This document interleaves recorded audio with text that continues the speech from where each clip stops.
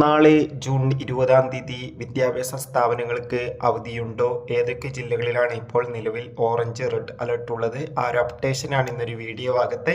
വീഡിയോയിലേക്ക് വരുമ്പോൾ video like ചെയ്യുക, ചാനൽ സബ്സ്ക്രൈബ് ചെയ്യുക. ഈ വരുന്ന ജൂൺ മാസം അങ്ങോട്ട് ധാരാളം ചിത്രങ്ങൾ OTT റിലീസ് ചെയ്യും. നമ്മുടെ ചാനൽ ഭാഗം പരിശോധിച്ചാൽ നിങ്ങൾക്ക് കാണാൻ വേണ്ടി സാധിക്കുന്നതായിരിക്കും.